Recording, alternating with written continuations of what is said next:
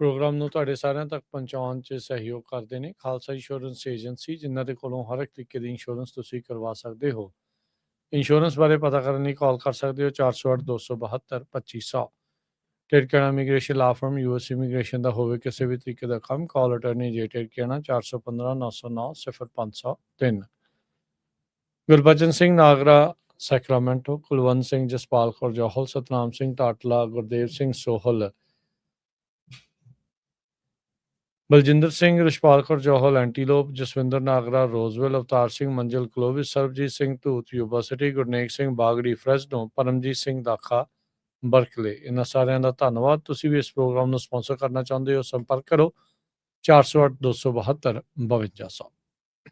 ਜੀ, ਅੱਜ ਦੀਆਂ ਖਬਰਾਂ ਵੱਲ ਚਲੀਏ ਤੇ ਸੈਨੇਟ ਨੇ ਇੱਕ ਬਹੁਤ ਹੀ ਜਿਹੜਾ ਬਿੱਲ ਹੈਗਾ ਆ ਸਵੀਪਿੰਗ ਰਸ਼ੀਅਨ ਸੈਂਕਸ਼ਨਸ ਬਿੱਲ ਜਿਹੜਾ ਉਹ ਨੈਗੋਸ਼ੀਏਟ ਕੀਤਾ ਗਿਆ ਸੀ ਪਿਛਲੀ ਵਾਰੀ, ਜਿਹੜੇ ਸਾਬਕਾ ਸੈਨੇਟਰ ਲਿੰਡਸੀ ਗ੍ਰਾਮ ਉਹ ਪਾਸ ਕਰ ਦਿੱਤਾ ਹੈਗਾ।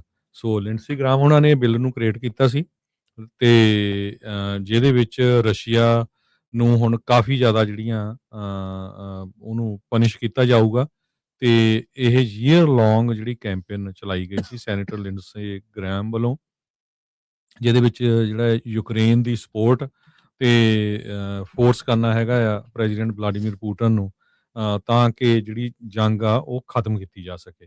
ਇਹ ਜਿਹੜਾ ਬਾਈ ਪਾਰਟੀਸ਼ਨ ਲੈਜਿਸਲੇਸ਼ਨ ਸੀਗਾ 86 ਦੇ ਮੁਕਾਬਲੇ 11 ਦੇ ਨਾਲ ਇਹ ਪਾਸ ਹੋ ਗਿਆ, ਜਿਹਦੇ ਮੁਤਾਬਕ ਉਹਨਾਂ ਕੰਟਰੀਜ਼ ਨੂੰ ਹੁਣ ਪੈਨਲਾਈਜ਼ ਵੀ ਕੀਤਾ ਜਾਊਗਾ ਜੋ ਰਸ਼ੀਅਨ ਤੇਲ ਨੂੰ ਖਰੀਦਣਗੀਆਂ।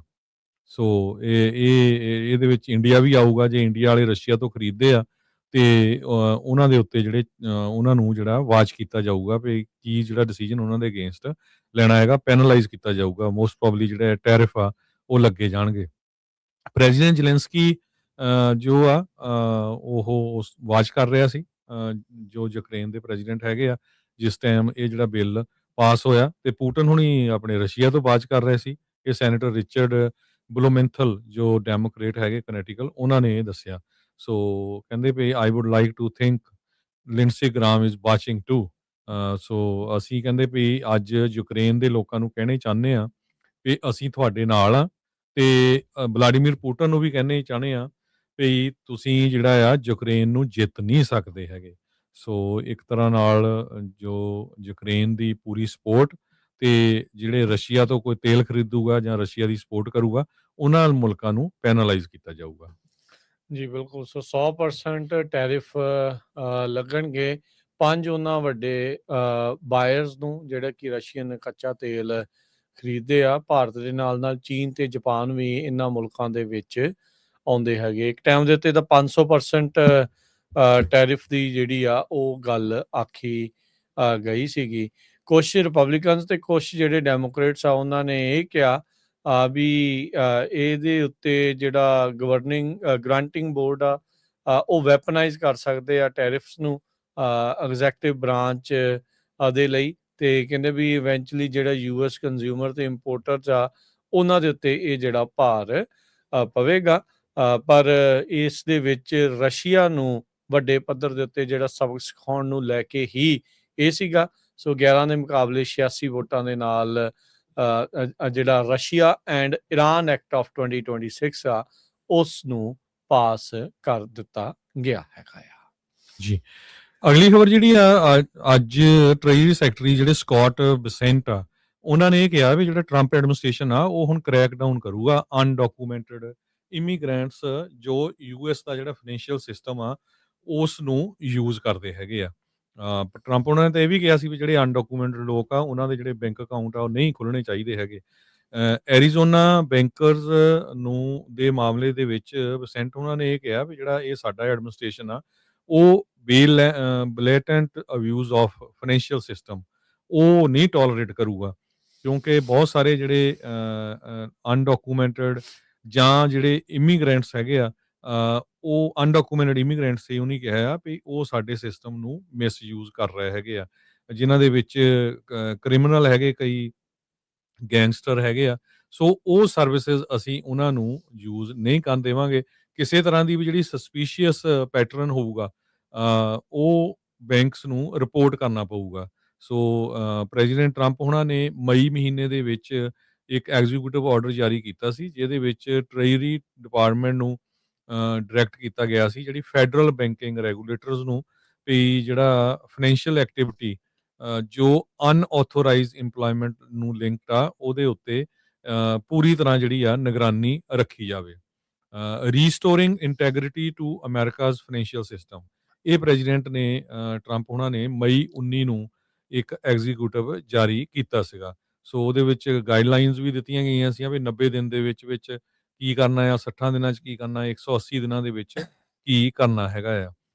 ਸੋ ਹੁਣ ਮੈਨੂੰ ਲੱਗਦਾ ਵੀ ਜਿਹੜੇ ਲੋਕ ਕਈ ਫਰਾਡ ਕਰਦੇ ਹੈਗੇ ਵੀ ਚਲੋ ਠੀਕ ਆ, ਸਾਡਾ ਤਾਂ ਹੁਣ ਕੇਸ ਹੋਣਾ ਨਹੀਂ, ਇੱਥੋਂ ਲੁੱਟ ਕੇ ਚਲ ਜਾਓ ਜਾਂ ਕ੍ਰੈਡਿਟ ਕਾਰਡਾਂ ਨੂੰ ਲੈ ਕੇ ਚਲ ਜਾਓ, ਕ੍ਰੈਡਿਟ ਕਾਰਡਾਂ ਨੂੰ ਯੂਜ਼ ਕਰ ਲਓ ਹੋਰ ਕਿਸੇ ਤਰ੍ਹਾਂ ਦਾ, ਉਹਨਾਂ ਦੇ ਪਿੱਛੇ ਇਹ ਬਹੁਤ ਜ਼ਿਆਦਾ ਜਾਣਗੇ। ਜੀ ਬਿਲਕੁਲ। ਸੋ ਇਹ ਜਿਹੜੀ ਸਿਚੁਏਸ਼ਨ ਆ ਉਹ ਚੱਲ ਰਹੀ ਆ। ਅਗਲੀ ਜਿਹੜੀ ਗੱਲ ਕਰੀਏ ਜਿਹੜੇ ਸਕਾਟ ਬੈਸੈਂਟ ਦੇ ਨਾਲ ਹੀ ਜੁੜੀ ਹੋਈ ਆ, ਕੁਛ ਜਿਹੜੀਆਂ ਉਹਨਾਂ ਦੀਆਂ ਕੈਂਪ ਡੇਵਿਡ ਦੀਆਂ ਤਸਵੀਰਾਂ ਜਿਹੜੀਆਂ ਉਹ ਵਾਇਰਲ ਹੋ ਰਹੀਆਂ, ਜਿਸ ਦੇ ਵਿੱਚ ਉਹਨਾਂ ਨੇ ਟੂ ਡੂ ਲਿਸਟ ਲਿਖੀ ਹੋਈ ਹੈ, ਜਿਹਦੇ ਵਿੱਚ ਸਾਫ਼ ਲਿਖਿਆ ਆ ਬਾਏ ਜੈਪਨੀਜ਼ ਯੈਨ 5 ਤੋਂ 10 ਬਿਲੀਅਨ ਡਾਲਰ ਦੀ ਵੈਲਿਊ ਦੇ। ਸੋ ਇਹ ਕਿਉਂ ਆ, ਇਹਦੇ ਪਿੱਛੇ ਕੀ ਜਿਹੜਾ ਕਾਰਨ ਆ, ਇਹ ਜਿਹੜੇ ਸਾਰੇ ਜਾਣੇ ਇਸ ਦੀ ਸੋਚ ਵਿਚਾਰ ਜਿਹੜਾ ਉਹ ਕਰ ਰਹੇ ਹੈਗੇ ਆ ਵੀ ਕੀ ਕਾਰਨ ਜਿਹੜਾ ਹੋ ਸਕਦਾ ਹੈ। ਸੋ ਕਹਿੰਦੇ ਵੀ ਇਹ ਟੂ ਡੂ ਲਿਸਟ ਦੇ ਵਿੱਚ ਸਿਰਫ ਇੰਨਾ ਹੀ ਲਿਖਿਆ ਹੋਇਆ ਆ ਵਾਈਟ ਹਾਊਸ ਦੇ ਜਿਹੜੇ ਨੋਟਪੈਡ ਦੇ ਉੱਤੇ। US ਟ੍ਰੈਜਰੀ ਨੇ ਇਮੀਡੀਏਟਲੀ ਰਿਸਪੌਂਡ ਤਾਂ ਨਹੀਂ ਕੀਤਾ ਇਸ ਦੇ ਉੱਤੇ ਕਮੈਂਟ ਦੇ ਲਈ ਵੀ ਕਿਉਂ ਜਿਹੜੇ ਟ੍ਰੈਜਰੀ ਸਕੱਤਰ ਨੇ ਸਾਰੀਆਂ ਚੀਜ਼ਾਂ ਜਿਹੜੀਆਂ ਉਹ ਲਿਖੀਆਂ, ਤੇ ਨਾਲੇ ਵੀ ਉਹਨਾਂ ਨੂੰ ਪਤਾ ਹੈ ਵੀ ਤਸਵੀਰਾਂ ਖਿੱਚ ਹੋਣੀਆਂ ਆ ਤੇ ਇਹ ਜਿਹੜੀ ਚੀਜ਼ ਆ ਇਸ ਦੇ ਉੱਤੇ ਨਜ਼ਰਸਾਨੀ ਜਿਹੜੀ ਉਹ ਹੋ ਜਾਵੇਗੀ। ਸੋ ਕਹਿੰਦੇ ਵੀ ਫਰਾਈਡੇ ਮਾਰਨਿੰਗ 2 ਘੰਟੇ ਪਹਿਲਾਂ ਜਿਸ ਤੋਂ ਫੋਟੋ ਜਿਹੜੀ ਆ ਉਹ ਦੇਖੀ ਖਿੱਚੀ ਗਈ ਸੀਗੀ, ਰਿਊਟਰਸ ਨੇ ਰਿਪੋਰਟ ਕੀਤਾ ਸੀਗਾ ਵੀ ਟ੍ਰੈਜਰੀ ਨੇ ਨੋਟੀਫਾਈ ਕੀਤਾ ਸੀ ਬੈਂਕਾਂ ਨੂੰ ਵੀ ਉਹ ਯੈਨ ਮਾਰਕੀਟ ਦੇ ਵਿੱਚ ਇੰਟਰਵੀਨ ਜਿਹੜੀ ਉਹ ਕਰਨ। ਸੋ ਜਿਹੜੀ ਉਹ ਟੂ ਡੂ ਲਿਸਟ ਵਾਕਿਆ ਹੀ ਜਿਹੜੇ ਜੈਪਨੀਜ਼ ਯੈਨ ਆ ਉਹ ਖਰੀਦਣ ਵਾਲੀ ਆ। ਬਹੁਤ ਸਾਰੇ ਜਿਹੜੇ ਬੌਂਡਸ ਆ ਉਹ ਜੈਪਨੀਜ਼ ਯੈਨ ਦੇ ਨਾਲ ਜਿਹੜੇ ਉਹ ਜੁੜੇ ਰਹਿੰਦੇ ਆ। ਸੋ ਜਾਪਾਨ ਦੀ ਇਕੋਨਮੀ ਜੇ ਠੀਕ ਰਹੂਗੀ, ਸਥਿਰ ਰਹੂਗੀ, ਤਾਂ ਦੁਨੀਆ ਭਰ ਦੇ ਵਿੱਚ ਉਸ ਦਾ ਅਸਰ ਜਿਹੜਾ ਹੁੰਦਾ ਜੇ ਉਹ ਡਿੱਗਦੀ ਹੈ ਤੇ ਉਹਦੇ ਨਾਲ ਵੀ ਹੋਰ ਪਾਸੇ ਵੀ ਜਿਹੜਾ ਉਹ ਅਸਰ ਉਹ ਦੇਖਣ ਨੂੰ ਮਿਲਦਾ ਹੁੰਦਾ ਆ। ਸੋ ਸ਼ਾਇਦ ਇਹੀ ਕਾਰਨ ਹੋ ਸਕਦੇ ਆ ਵੀ US ਦੇ ਜਿਹੜੇ ਸਕੱਤਰ ਨੇ, ਟ੍ਰੈਜਰੀ ਸਕੱਤਰ ਸਕਾਟ ਬੈਸੈਂਟ, ਉਹ ਯੈਨ ਦੇ ਵਿੱਚ ਇੰਨੇ ਇੰਟਰਸਟਿਡ ਨਜ਼ਰ ਆਏ ਹੈਗੇ ਆ। ਕੀ ਕਦੇ ਤੁਸੀਂ ਦੇਖਿਆ ਵੀ $2 ਬਿਲੀਅਨ ਦਾ ਪ੍ਰੋਜੈਕਟ ਹੋਵੇ, ਉਹਦੇ ਤੇ ਕਿਸੇ ਤਰ੍ਹਾਂ ਦੀ ਕੋਈ VOTING ਨਾ ਹੋਵੇ, ਕਿਸੇ ਤਰ੍ਹਾਂ ਲੋਕਾਂ ਨੂੰ ਪਤਾ ਨਾ ਲੱਗੇ, ਤੇ ਅਲਟੀਮੇਟਲੀ ਜਦੋਂ ਉਹ ਕੰਸਟਰਕਸ਼ਨ ਸ਼ੁਰੂ ਹੋ ਜਾਵੇ ਕਿਸੇ ਤਰ੍ਹਾਂ ਦੀ ਹੀਅਰਿੰਗ ਨਾ ਹੋਵੇ? ਤੁਸੀਂ ਆਪਣੇ ਘਰ ਦੇ ਵਿੱਚ ADU ਜਾਂ ਕੋਈ ਛੋਟੀ-ਮੋਟੀ ਵੀ ਕਰਨਾ ਹੈਗਾ ਕੰਮ, ਰੂਫ ਚੇਂਜ ਕਰਨੀ ਆ, ਸਿਟੀ ਵਾਲੇ ਝੱਟ ਆ ਜਾਂਦੇ ਆ ਵੀ ਹਾਂ ਲਾਇਸੈਂਸ ਬੰਦੇ ਤੋਂ ਕਰਾਓ, ਪਰਮਿਟ ਦਿਖਾਓ। ਤੇ $2 ਬਿਲੀਅਨ ਦਾ ਡਾਟਾ ਸੈਂਟਰ ਗਿਲਰਾਏ ਦੇ ਵਿੱਚ ਬਣਨਾ ਸ਼ੁਰੂ ਹੋ ਗਿਆ। ਐਂਡ ਕਹਿੰਦੇ that no one noticed, no votes, no hearings. ਕਿੱਦਾਂ ਐਮਾਜ਼ੋਨ ਨੇ $2 ਬਿਲੀਅਨ ਦਾ ਜਿਹੜਾ ਡਾਟਾ ਸੈਂਟਰ ਆ ਉਹ ਆਲਰੇਡੀ ਬਣਾਉਣਾ ਵੀ ਸ਼ੁਰੂ ਕਰ ਦਿੱਤਾ ਹੈਗਾ। 2,15,000 ਸਕੁਅਰ ਫੁੱਟ ਦੀ ਬਿਲਡਿੰਗ ਆ, ਤੇ ਕਿੰਨੇ ਸਾਲਾਂ ਤੋਂ ਕਹਿੰਦੇ ਇਹ ਚੱਲ ਰਿਹਾ ਸੀ, ਕਿਸੇ ਨੂੰ ਪਤਾ ਹੀ ਨਹੀਂ ਸੀ। ਇੱਕ ਸਵੇਰੇ ਕਹਿੰਦੇ ਵੀ 56 ਏਕੜ ਦੇ ਲੋਟ ਦੇ ਵਿੱਚ ਜਿਹੜੀਆਂ ਕਰੇਨਸ ਆ ਉਹ ਆਣੀਆਂ ਸ਼ੁਰੂ ਹੋ ਗਈਆਂ, ਤਦ ਲੋਕਾਂ ਨੂੰ ਪਤਾ ਲੱਗਾ ਵੀ ਇਹ ਕੀ ਚੱਕਰ ਹੋਇਆ ਹੈਗਾ ਆ, ਵੀ ਇੱਥੇ ਕੀ ਕੰਸਟਰਕਟ ਹੋ ਰਿਹਾ ਹੈਗਾ। ਤੇ 4,38,500 ਸਕੁਅਰ ਫੁੱਟ ਦਾ ਜਿਹੜਾ ਡਾਟਾ ਸੈਂਟਰ ਆ ਉਹ ਬਣ ਜਾ ਰਿਹਾ ਆ, ਜਿਹਦੇ ਵਿੱਚੋਂ ਕਹਿੰਦੇ ਫਸਟ ਫੇਜ਼ 'ਚ 2,18,000 ਸਕੁਅਰ ਫੁੱਟ ਦੀ ਬਿਲਡਿੰਗ ਬਣਨੀ ਆ। ਨੋ ਸਿਟੀ ਕੌਂਸਲ ਵੋਟ, ਨੋ ਪਲਾਨਿੰਗ ਕਮਿਸ਼ਨ ਹੀਅਰਿੰਗ। ਇਹ ਦੇਖ ਲਓ ਵੀ ਕੀ ਹਾਲ ਆ। ਜੇ ਕਿਤੇ ਤੁਸੀਂ ਕੋਈ ਥੋੜਾ ਬਹੁਤਾ ਆਪਣੇ ਘਰ ਦੇ ਵਿੱਚ ਕਰ ਲਓ ਤੇ ਕਿੰਨਾ ਜ਼ਿਆਦਾ ਜਿਹੜੀਆਂ ਡਿਪਾਰਟਮੈਂਟਸ ਆ ਸਿਟੀ ਦੀਆਂ ਉਹ ਤੰਗ ਕਰਦੀਆਂ ਹੈਗੀਆਂ। ਸੋ ਇਦਾਂ ਦੀਆਂ ਜਿਹੜੀਆਂ ਵੱਡੀਆਂ ਕੰਪਨੀਆਂ ਐਮਾਜ਼ੋਨ ਵਰਗੀਆਂ 2 ਬਿਲੀਅਨ ਦਾ ਪ੍ਰੋਜੈਕਟ ਸ਼ੁਰੂ ਕਰ ਦਿੱਤਾ ਡਾਟਾ ਸੈਂਟਰ ਦਾ, ਜਿਨ੍ਹਾਂ ਦਾ ਅੱਜ ਕੱਲ੍ਹ ਬਹੁਤ ਜ਼ਿਆਦਾ ਵਿਰੋਧ ਹੋ ਰਿਹਾ, ਤੇ ਆਲਰੇਡੀ ਕੰਸਟਰਕਸ਼ਨ ਜਿਹੜੀ ਆ ਗਿਲਰਾਏ ਦੇ ਵਿੱਚ ਸ਼ੁਰੂ ਹੋ ਚੁੱਕੀ ਹੈਗੀ ਆ। ਬਿਲਕੁਲ ਹਰਜੋਤ ਸਿੰਘ ਜੀ, ਤਗੜੇ ਦਾ 37ਵੀਂ 100 ਇਹ ਜਿਹੜਾ ਹਿਸਾਬ ਆ। ਸੋ ਇਹ ਜਿਹੜੀਆਂ ਸੋ ਕਾਲਡ ਕਾਰਪੋਰੇਟਸ ਆ, ਇਹ ਆਮ ਲੋਕਾਂ ਨੂੰ ਟੇਚੀ ਜਾਣਦੀਆਂ ਆ। ਡਾਟਾ ਸੈਂਟਰ ਦੀ ਬਹੁਤ ਜ਼ਿਆਦਾ ਵਿਰੋਧਤਾ ਆ।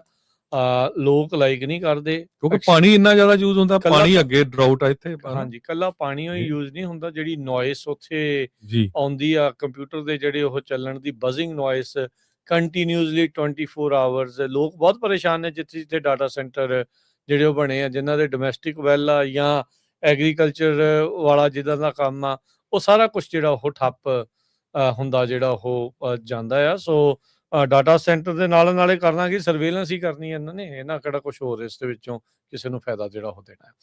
ਅਗਲੀ ਜਿਹੜੀ ਹਰਜੋਤ ਸਿੰਘ ਜੀ ਗੱਲ ਕਰਦੇ ਜਾਈਏ, ਕੈਲੀਫੋਰਨੀਆ ਦੇ ਗਵਰਨਰ ਨਿਊਸਮ ਉਹਨਾਂ ਨੇ ਅੱਜ ਅਨਾਉਂਸ ਕੀਤਾ ਆ ਸੂਬੇ ਦਾ electric vehicle instant rebate programme.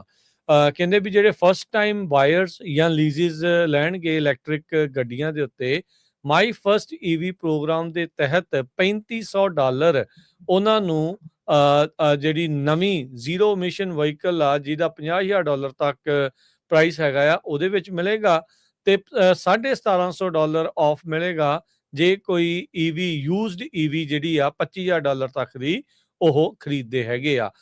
ਸੋ ਇਹ manufacturers certified pre owned vehicle program ਦੇ ਵਿੱਚ ਤੇ ਨਵੀਆਂ ਗੱਡੀਆਂ $50,000 ਤੱਕ ਦੀ ਕੀਮਤ ਦੀਆਂ ਉਹਨਾਂ ਦੇ ਉੱਤੇ ਮਾਈ ਫਸਟ ਈਵੀ ਪ੍ਰੋਗਰਾਮ ਕੈਲੀਫੋਰਨੀਆ ਦੇ ਦੁਆਰਾ ਅਨਾਉਂਸ ਕੀਤਾ ਗਿਆ ਆ। ਅੱਜ ਜਿਹੜਾ ਬ੍ਰਿਜ ਯਾਰਡ ਦੇ ਵਿੱਚ ਇਹ ਇਵੈਂਟ ਵੈਨਿਊ ਦੇ ਵਿੱਚ ਗਵਰਨਰ ਨਿਊਸਮ ਆ, ਉਹਨਾਂ ਨੇ ਇਸ ਇੱਕ ਪ੍ਰੈਸ ਕਾਨਫਰੰਸ ਦੇ ਵਿੱਚ ਇਸ ਦਾ ਐਲਾਨ ਕੀਤਾ ਹੈਗਾ ਆ।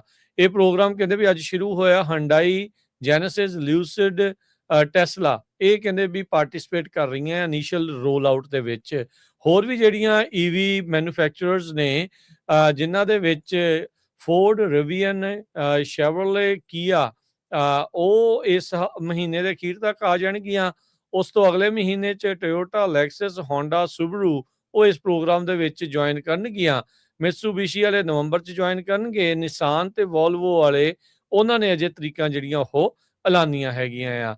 ਬਾਇਰਸ ਨੂੰ ਕਹਿੰਦੇ ਵੀ ਡਾਕੂਮੈਂਟ ਸਾਈਨ ਕਰਨੇ ਪੈਣਗੇ ਵੀ ਜਿਹੜੀ ਇਲੈਕਟ੍ਰਿਕ ਵਹੀਕਲ ਉਹ ਖਰੀਦਣ ਜਾ ਰਹੇ ਆ, ਇਹ ਉਹਨਾਂ ਦੀ ਪਹਿਲੀ ਹੈਗੀ ਆ ਜਾਂ ਪਹਿਲੀ ਵਾਰੀ ਬਾਏ ਕਰ ਰਹੇ ਆ ਜਾਂ ਪਹਿਲੀ ਵਾਰੀ ਉਸ ਨੂੰ ਲੀਜ਼ ਕਰਨ ਜਾ ਰਹੇ ਆ। ਸੈਨੇਟ ਬਿੱਲ 168 ਜੋ ਪਿਛਲੇ ਮਹੀਨੇ ਪਾਸ ਹੋ ਕੇ ਗਵਰਨਰ ਨੇ ਸਾਈਨ ਕਰਕੇ ਲਾਅ ਬਣਾਇਆ ਸੀ, ਇਹ $600 ਮਿਲੀਅਨ ਕੈਲੀਫੋਰਨੀਆ ਵਾਲੇ ਖਰਚ ਰਹੇ ਆ ਕਲੀਨ ਵਹੀਕਲ ਯੂਜ਼ੇਜ ਨੂੰ ਜਿਹੜਾ ਉਹ ਲੈ ਕੇ। ਸੋ 2026-2027 ਦੇ ਬਜਟ ਦੇ ਵਿੱਚ ਇਹ ਰੱਖਿਆ ਜਿਹੜਾ ਹੋ ਗਿਆ ਆ। ਸੋ $50,000 ਤੱਕ ਦੀ ਨਵੀਂ ਈਵੀ ਗੱਡੀ ਖਰੀਦਣ ਦੇ ਉੱਤੇ $3500 ਤੇ ਯੂਜ਼ਡ ਗੱਡੀ ਖਰੀਦਣ ਦੇ ਉੱਤੇ $1750 ਤੱਕ ਦਾ ਤੁਹਾਨੂੰ ਰੀਬੇਟ ਆ ਉਹ ਹੁਣ ਸੂਬਾ ਦੇਵੇਗਾ।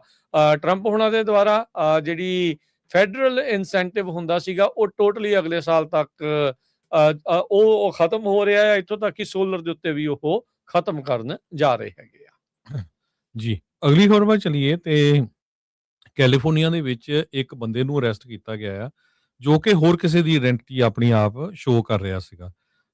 ਕਹਿੰਦੇ ਵੀ ਇਨਵੈਸਟੀਗੇਟਰ ਨੇ ਇਹ ਇਨਵੈਸਟੀਗੇਟ ਕੀਤਾ ਵੀ ਇੱਕ ਬੰਦੇ ਨੇ ਆਪਣਾ ਰੂਮਮੇਟ ਉਹ ਮਾਰ ਦਿੱਤਾ ਤੇ ਉਹਨੂੰ ਮਾਰ ਕੇ ਬੈਕਯਾਰਡ 'ਚ ਦੱਬ ਦਿੱਤਾ ਤੇ ਉਹ ਤੋਂ ਬਾਅਦ ਉਹਦਾ ਹੀ ਪਿਕਅਪ ਚਲਾ ਕੇ ਘੁੰਮਦਾ ਫਿਰਦਾ ਰਿਹਾ ਤੇ ਓਰੇਗਨ ਦੇ ਮਾਊਂਟ ਹੁੱਡ ਨੈਸ਼ਨਲ ਫੋਰੈਸਟ ਦੇ ਵਿੱਚ ਪਿਛਲੇ ਐਤਵਾਰ ਉਹਨੂੰ ਜਦੋਂ ਅਰੈਸਟ ਨਹੀਂ ਕੀਤਾ, ਜਦੋਂ ਉਹਨੂੰ ਖੜਾ ਕੀਤਾ ਗਿਆ ਤੇ ਉਹਨੂੰ ਪੁੱਛਿਆ ਗਿਆ, ਉਹਨ ਆਪਣੇ ਆਪ ਦਾ ਜਿਹੜਾ ਨਾਂ ਆ ਉਹ ਸੇਮ ਬੰਦੇ ਦਾ ਦੱਸਦਾ ਜਿਹੜਾ ਮਾਰ ਕੇ ਉਸਨੇ ਦੱਬਿਆ ਹੋਇਆ ਸੀਗਾ।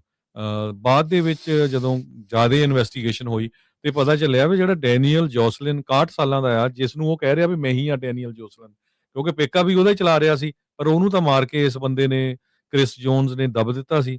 ਤੇ ਉਹ ਪਤਾ ਚੱਲਿਆ ਵੀ ਇਹ ਤਾਂ ਪਹਿਲਾਂ ਹੀ ਰਿਪੋਰਟ ਕੀਤਾ ਹੋਇਆ ਵੀ ਕੈਲੀਫੋਰਨੀਆ 'ਚ ਮਿਸਿੰਗ ਆ ਕੁਝ ਦਿਨਾਂ ਤੋਂ। ਤੇ ਇਨਵੈਸਟੀਗੇਟਰ ਜਿਹੜੇ ਸੈਨ ਬਰਨਡੀਨੋ ਕਾਉਂਟੀ ਦੇ ਵਿੱਚ ਆ, ਉਹਨਾਂ ਨੇ ਈਵਨ ਜੋਸਲਿਨ ਦੇ ਰਿਮੇਨਸ ਵੀ ਜਿਹੜੇ ਆ ਹੁਣ ਅਨਕਵਰਡ ਕੀਤੇ ਹੈਗੇ ਆ ਬੈਕਯਾਰਡ ਚੋਂ, ਉਸ ਬੰਦੇ ਦੇ ਘਰ ਵਿੱਚੋਂ ਜਿਹਨੇ ਉਹਨੂੰ ਮਾਰ ਕੇ ਉੱਥੇ ਦੱਬ ਦਿੱਤਾ ਸੀ ਜੱਕਾ ਵੈਲੀ ਦੇ ਵਿੱਚ। ਸੋ ਓਰੇਗਨ ਤੇ ਕੈਲੀਫੋਰਨੀਆ ਦੇ ਜਿਹੜੇ ਇਨਵੈਸਟੀਗੇਟਰਸ ਆ ਦੋਨਾਂ ਨੇ ਰਲ ਕੇ ਕੰਮ ਕੀਤਾ ਤੇ ਅਸਲੀ ਜਿਹੜਾ ਬੰਦਾ ਆ ਜਿਹੜਾ ਕਿਲਰ ਆ ਉਸ ਨੂੰ ਅਰੈਸਟ ਕਰ ਲਿਆ ਹੈਗਾ। ਜੀ ਅਗਲੀ ਜਿਹੜੀ ਗੱਲ ਕਰਦੇ ਜਾਈਏ, ਕੈਲ ਮੈਟਰਸ ਰਿਪੋਰਟ ਕਰ ਰਿਹਾ ਆ, ਕਹਿੰਦੇ ਵੀ ਮੈਡੀਕੈਲ ਦੇ ਕੱਟ ਤੇ ਮੈਡੀਕੇਡ ਦੇ ਕੱਟ ਉਹ ਹਸਪਤਾਲਾਂ ਦੇ ਉੱਤੇ ਬਹੁਤ ਜ਼ਿਆਦਾ ਭਾਰ ਜਿਹੜਾ ਉਹ ਪਾਉਣਗੇ। ਕਹਿੰਦੇ ਵੀ ਕਈ ਹਸਪਤਾਲ ਜਿਹੜੇ ਆਲਰੇਡੀ ਲਾਸ ਦੇ ਉੱਤੇ ਚੱਲ ਰਹੇ ਆ, ਉਹਨਾਂ ਨੂੰ ਕਈ ਜਿਹੜੀਆਂ ਸਰਵਿਸਿਜ਼ ਆ ਉਹ ਬੰਦ ਕਰਨੀਆਂ ਪੈਣਗੀਆਂ। ਤੇ ਕਈਆਂ ਦੇ ਬਹੁਤ ਕੋਸਟ ਵਧਣ ਜਾ ਰਹੇ ਹੈਗੇ ਆ। ਸੋ ਮੈਡੀਕੇਡ ਕੱਟਸ ਕਹਿੰਦੇ ਵੀ ਇਹ ਜਿਹੜੇ ਆ ਉਹ ਹਰ ਇੱਕ ਦੇ ਉੱਤੇ ਹੀ ਅਸਰ ਉਹਨਾਂ ਨੇ ਜਿਹੜਾ ਪਾਉਣਾ। ਈਵਨ ਦੋ ਤੁਸੀਂ ਮੈਡੀਕੇਡ ਦੀ ਸਹੂਲਤ ਨਹੀਂ ਵੀ ਲੈਂਦੇ, ਪਰ ਹਸਪਤਾਲਾਂ ਦੇ ਉੱਤੇ ਬਹੁਤ ਜ਼ਿਆਦਾ ਜਿਹੜਾ ਇਸ ਦਾ ਅਸਰ ਹੋਊਗਾ। ਇਹ ਵੀ ਜਿਹੜਾ ਉਹ ਦੱਸਿਆ ਜਾ ਰਿਹਾ ਆ ਵੀ ਇਹਦੇ ਨਾਲ ਜਿਹੜਾ ER ਦਾ ਵੇਟ ਟਾਈਮ ਆ ਉਹ ਵੀ ਕਾਫੀ ਜ਼ਿਆਦਾ ਜਿਹੜਾ ਉਹ ਵੱਧ ਜਾਵੇਗਾ। ਸੋ ਕਹਿੰਦੇ ਵੀ ਰਿਪਲ ਇਫੈਕਟ ਇਸ ਦੇ ਵਿੱਚ ਤੁਹਾਨੂੰ ਮੋਰ ਫਰੀਕੁਐਂਟਲੀ ਦੇਖਣ ਨੂੰ ਜਿਹੜੇ ਉਹ ਮਿਲਣਗੇ। ਤੇ ਔਰ ਮੈਡੀਕੇਡ ਕੱਟਸ ਦੇ ਕਰਕੇ 2.2 ਮਿਲੀਅਨ ਲੋਕ ਉਹ ਆਪਣੀ ਇੰਸ਼ੋਰੈਂਸ ਲੂਜ਼ ਕਰ ਜਾਣਗੇ 2030 ਤੱਕ, ਅਗਲੇ ਆਉਂਦੇ ਜਿਹੜੇ ਉਹ 4 ਸਾਲਾਂ ਦੇ ਵਿੱਚ। ਜਿਹੜੇ low income patients public insurance programme Medicaid ਜਾਂ ਮੈਡੀਕੈਲ ਦੇ ਉੱਤੇ ਡਿਪੈਂਡੈਂਟ ਆ, ਉਹਨਾਂ ਦੇ ਉੱਤੇ ਕਹਿੰਦੇ ਵੀ ਸਭ ਤੋਂ ਵੱਡਾ ਜਿਹੜਾ ਉਹ ਅਸਰ ਪਊਗਾ। ਪ੍ਰੈਜ਼ੀਡੈਂਟ ਟਰੰਪ ਹੁਣਾਂ ਦੇ ਜਿਹੜਾ ਟੈਕਸ ਲਾਅ ਦੇ ਵਿੱਚ ਪਿਛਲੇ ਸਾਲ $1 ਟ੍ਰਿਲੀਅਨ ਮੈਡੀਕੇਡ ਦੇ ਵਿੱਚੋਂ federal health program insurance program ਜਿਹੜਾ ਲੋ ਇਨਕਮ ਲੋਕਾਂ ਦੇ ਲਈ ਆ, ਉਹ ਅਗਲੇ ਇੱਕ ਦਹਾਕੇ 'ਚ ਕਟੌਤੀ ਜਿਹੜੀ ਉਹ ਕੀਤੀ ਗਈ ਆ। ਤੇ ਕੈਲੀਫੋਰਨੀਆ ਦੇ ਅਧਿਕਾਰੀ ਇਹ ਮੰਨਦੇ ਆ ਵੀ ਜਿਹੜੇ ਮੈਡੀਕੈਲ ਵਾਲੇ ਆ ਉਹ ਤਕਰੀਬਨ $30 ਬਿਲੀਅਨ ਐਨੂਅਲੀ ਇਸ ਤੇ ਕਰਕੇ ਲੂਜ਼ ਕਰਨ ਜਾ ਰਹੇ ਹੈਗੇ। ਕੈਲੀਫੋਰਨੀਆ ਦੇ ਵਿੱਚੋਂ $867 ਮਿਲੀਅਨ ਜਿਹੜਾ ਸੈਕੰਡ ਕੁਆਰਟਰ ਆਫ 26 ਆ ਉਹ ਡੈਫਰ ਕਰ ਦਿੱਤਾ ਗਿਆ ਆ ਸੈਂਟਰਲ ਗਵਰਨਮੈਂਟ ਵੱਲੋਂ, ਫੈਡਰਲ ਗਵਰਨਮੈਂਟ ਵੱਲੋਂ। ਮੈਡੀਕੈਲ ਜਿਹਨੂੰ ਕੈਲੀਫੋਰਨੀਆ 'ਚ ਕਹਿੰਦੇ ਆ, ਬਾਕੀ ਕਈ ਸਟੇਟਾਂ 'ਚ ਮੈਡੀਕੇਡ ਕਹਿੰਦੇ ਹੈਗੇ ਆ। US ਸੈਂਟਰ ਫਾਰ ਮੈਡੀਕੇਅਰ ਤੇ ਮੈਡੀਕੇਡ ਸਰਵਿਸਿਜ਼, ਉਹਨਾਂ ਨੇ ਕਿਹਾ ਵੀ ਜਿਹੜਾ ਕੈਲੀਫੋਰਨੀਆ ਦਾ ਮੈਡੀਕੇਡ ਪ੍ਰੋਗਰਾਮ ਆ ਜਿਹਨੂੰ ਮੈਡੀਕਲ ਕਹਿੰਦੇ ਆ, ਇਹਦੇ ਵਿੱਚ ਬਹੁਤ ਜ਼ਿਆਦਾ ਜਿਹੜਾ ਫਰਾਡ ਹੋ ਰਿਹਾ ਹੈਗਾ। ਜਿਹੜੇ ਕਈ ਬਜ਼ੁਰਗਾਂ ਨੂੰ ਸਾਂਭਣ ਵਾਲੇ ਲੋਕ ਹੈਗੇ ਆ, ਘਰਾਂ ਦੇ ਵਿੱਚ ਪ੍ਰੋਗਰਾਮ ਚੱਲਦਾ ਹੈ ਜਿਹੜਾ California in house supportive services IHSS, ਉਹ ਇੰਡੀਵਿਜੂਅਲਸ ਨੂੰ ਰੀਇੰਬਰਸ ਕੀਤਾ ਜਾਂਦਾ ਆ। ਤੇ ਉਹਦੇ ਵਿੱਚ ਕਹਿੰਦੇ ਵੀ ਕੋਈ ਲਾਇਸੈਂਸਡ ਬੰਦੇ ਨਹੀਂ ਹੁੰਦੇ, ਘਰਾਂ ਵਾਲੇ ਬੰਦੇ ਜਿਹੜੇ ਆ ਉਹ ਟੇਕ ਕੇਅਰ ਕਰਦੇ ਆ, ਤੇ ਉਹ ਵੀ ਪਤਾ ਨਹੀਂ ਵੀ ਟੇਕ ਕੇਅਰ ਕਰਦੇ ਆ ਜਾਂ ਨਹੀਂ ਕਰਦੇ ਹੈਗੇ। ਸੋ ਉਹ ਬਹਾਨਾ ਲਾ ਕੇ ਜੋ IHSS ਦੀ ਜਿਹੜੀ ਸਪੈਂਡਿੰਗ ਆ ਉਹਦੇ ਉੱਤੇ ਵੀ $390 ਮਿਲੀਅਨ ਕੈਲੀਫੋਰਨੀਆ 'ਚ ਕੱਟ ਕੀਤਾ ਜਾ ਰਿਹਾ। ਸੋ ਹੁਣ ਹਸਪਤਾਲਾਂ 'ਚ ਵੀ ਜਾਂਦੇ ਸੀ, ਡਾਕਟਰਾਂ ਕੋਲ ਵੀ ਜਾਂਦੇ ਸੀ, ਮੈਡੀਕਲ ਵਾਲੇ ਵੀ ਜਾਂਦੇ। ਸੋ ਉਹ ਸਾਰਾ ਜਿਹੜਾ ਆ ਲੋਕਲ ਹਸਪੀਟਲਸ ਆ, ਕਾਉਂਟੀ ਹਸਪੀਟਲਸ ਆ, ਉਹਨਾਂ ਦੇ ਉੱਤੇ ਬਹੁਤ ਜ਼ਿਆਦਾ ਜਿਹੜਾ ਕੱਟ ਹੋਣਾ ਹੈਗਾ। ਉਹਦੇ ਨਾਲ ਫਿਰ ਆਮ ਬੰਦਾ ਜਿਹੜਾ ਆ ਉਹਦੇ ਉੱਤੇ ਵੀ ਅਸਰ ਪਊਗਾ। ਜੀ ਬਿਲਕੁਲ ਹਰਜੋਤ ਸਿੰਘ ਜੀ, ਸਮਾਂ ਵੀ ਆਪਣੇ ਪ੍ਰੋਗਰਾਮ ਦਾ ਜਿਹੜਾ ਉਹ ਸਮਾਪਤੀ ਵੱਲ ਨੂੰ ਆ। ਜਾਂਦੇ ਜੇ ਮਾਰਕੀਟਸ ਦੇ ਬਾਰੇ ਜੇ ਜਾਣਕਾਰੀ ਤੁਹਾਡੇ ਨਾਲ ਸਾਂਝੀ ਕਰਦੇ ਜਾਈਏ ਤਾਂ ਡਾਓ ਜੋਨ ਅੱਜ ਕਲੋਜ਼ਿੰਗ ਦੇ ਉੱਤੇ 152 ਪੁਆਇੰਟ ਵੱਧ ਕੇ 54,037 ਤੇ ਬੰਦ ਹੋਇਆ। S&P 48 ਪੁਆਇੰਟ ਵੱਧ ਕੇ 7757 ਦੇ ਉੱਤੇ। ਨੈਸਡੈਕ 300 ਤੇ 42 ਪੁਆਇੰਟ ਵੱਧ ਕੇ 26,691 ਦੇ ਉੱਤੇ। ਸੋਨੇ ਦਾ ਭਾਅ $4401 ਟਰਾਈ ਆਉਂਸ ਦੇ ਬਰਾਬਰ ਪਰ ਟਰਾਈ ਆਉਂਸ ਜਿਹੜਾ ਹੋ ਰਿਹਾ। ਕੱਚੇ ਤੇਲ ਦੀ ਕੀਮਤ $77 ਪ੍ਰਤੀ ਬੈਰਲ ਰਹੀ। 10 ਈਅਰ ਯੀਲਡ 4.65% ਰਹੀ। ਕ੍ਰਿਪਟੋ ਕਰੰਸੀ ਦੇ ਵਿੱਚ ਬਿਟਕੋਇਨ 64,879 ਦੇ ਉੱਤੇ। ਇਥੀਰੀਅਮ 1900 ਤੇ $13 ਦੇ ਬਰਾਬਰ ਚੱਲ ਰਿਹਾ ਹੈ। ਕਰੰਸੀ ਦੀ ਗੱਲ ਕਰਦੇ ਜਾਈਏ, ਇੱਕ $1 ਦੇ ਬਰਾਬਰ ਕੈਨੇਡਾ ਦੇ $1 ਤੇ 42 ਸੈਂਟ ਰਹੇ ਆ, ਇੰਡੀਆ ਦੇ 95 ਰੁਪਏ ਤੇ 16 ਪੈਸੇ, ਪਾਕਿਸਤਾਨ ਦੇ 277 ਰੁਪਏ ਤੇ 86 ਪੈਸੇ। ਇੱਥੇ ਪ੍ਰੋਗਰਾਮ ਦੀ ਸਮਾਪਤੀ ਹੈ। ਮੇਰੇ ਰਾਜਕਨਵੀਰ ਸਿੰਘ ਤੇ ਹਰਜੋਤ ਸਿੰਘ ਵੱਲੋਂ ਸਭ ਨੂੰ ਪਿਆਰ ਸਤਿਕਾਰ ਸਹਿਤ ਨਿੱਘੀ ਜਿਹੀ ਸਤਿ ਸ੍ਰੀ ਅਕਾਲ। ਜਿਉਂਦੇ ਵਾਸਤੇ ਰਹੋ, ਹੱਸਦੇ ਖੇਲਦੇ ਰਹੋ, ਸੁਣਦੇ ਰਹੋ, ਦੇਖਦੇ ਰਹੋ ਪੰਜਾਬੀ ਰੇਡੀਓ USA।